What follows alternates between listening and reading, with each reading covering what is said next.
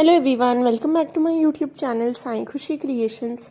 आज की वीडियो में मैं आप सभी के साथ देवशयनी एकादशी की पूजा विधि शेयर करूंगी। तो चलिए शुरू करते हैं। देवशयनी एकादशी आषाढ़ मास की वो एकादशी है जिस दिन भगवान विष्णु शयन करने जाते हैं और 4 मास तक योग निद्रा करते हैं। तो इसीलिए आज की एकादशी का बहुत विशेष महत्व है। देवशयनी एकादशी पर विष्णु जी की लड्डू गोपाल की पूजा ज़रूर से करें। सबसे पहले मैंने लड्डू गोपाल का स्नान कराया है। आप साफ जल से थोड़ा सा गुनगुना पानी लें क्योंकि बारिश का मौसम है, से स्नान कराकर आप पंचामृत से भी स्नान करा सकते हैं। आज मैंने सिर्फ साफ शुद्ध जल से स्नान कराया है। फिर गणपति जी का भी अभिषेक कराएंगे। 3 बार कम से कम आपको भगवान का अभिषेक कराना है। ओम गंगणपते नमः बोलते हुए आपको भगवान का अभिषेक कराना है। और लड्डू गोपाल का विष्णु सहस्त्र नाम चलाकर अभिषेक करा सकते हैं या फिर ओम नमो भगवते वासुदेवाय नमः बोलते हुए अभिषेक कर सकते हैं। मैंने अलग से चौकी बिछाकर पूजा करी है। आप अपनी मंदिर पूजा जो है आप अपनी पूजा मंदिर में भी कर सकते हैं। फिर लड्डू गोपाल का श्रृंगार कर लेंगे। गणपति जी को भी आसन देकर बैठाया है। आप डायरेक्ट पीले कपड़े पर गणपति जी को भी बैठा सकते हैं। मैंने अलग से उनके लिए छोटा सा लाल आसन बिछाया है। तो अब गणपति जी का पूजन करने से शुरुआत करेंगे।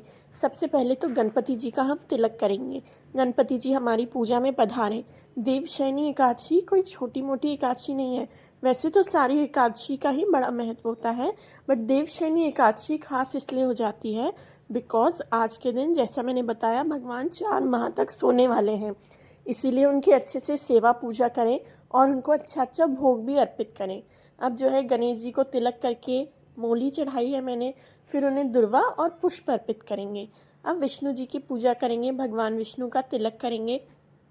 उनको चंदन का तिलक करके कुमकुम भी लगाएंगे। एकादशी पर चावल का उपयोग नहीं होता है, तो आप आज के दिन आप तिल का इस्तेमाल करें। भगवान को तिल ज़रूर से चढ़ाने चाहिए एकादशी पर। फिर मैंने वस्त्रों के स्वरूप भगवान विष्णु को वस्त्र स्वरूप मोली चढ़ाई है। जनेऊ चढ़ाएं, पुष्प चढ़ाएं। फूल आप पीले रंग के, लाल रंग के, ऑरेंज कलर के, किसी भी कलर के ले सकते हैं। विष्णु जी की पूजा में खासकर पीताम्बर यानी पीले रंग का विशेष महत्व होता है। अब मैं भगवान को तुलसी दल अर्पित कर रही हूँ। मैंने कृष्णा जी को तो स्नान और श्रृंगार कराकर ही तुलसी चढ़ा दी थी। अब विष्णु जी को भी तुलसी चढ़ाएंगे। एकादशी पर दीपदान का विशेष महत्व होता है। अधिक से अधिक दीपक प्रज्वलित करें। कम से कम 2 दिए तो ज़रूर से जलाएं, एक पूजा में और एक तुलसी मैया के पास। तुलसी मैया के पास एकादशी पर दीपदान ज़रूर से करना चाहिए। और ख़ासकर क्योंकि अब चातुर्मास प्रारंभ हो जाएगा, इसके बाद तो आप रोज़ तुलसी पर दिया ज़रूर से करें। तुलसी माँ की अच्छे से सेवा पूजा करें बिकॉज उसके बाद देवउठनी एकादशी पर माता का विवाह होता है।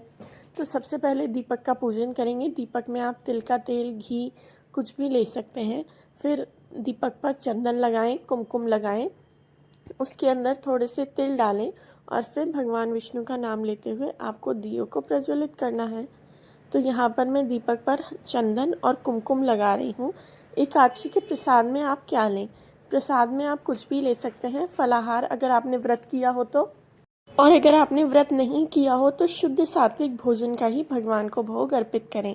आप दूध से बनी हुई चीज़ें, दूध, दही, ये सब चीज़ों से बनी हुई चीज़ें चढ़ा सकते हैं। साबूदाना चढ़ा सकते हैं। सामक नहीं चढ़ाना चाहिए क्योंकि वो भी एक प्रकार का चावल है। अब मैंने गणपति जी के लिए भोग रखा है मेवों का।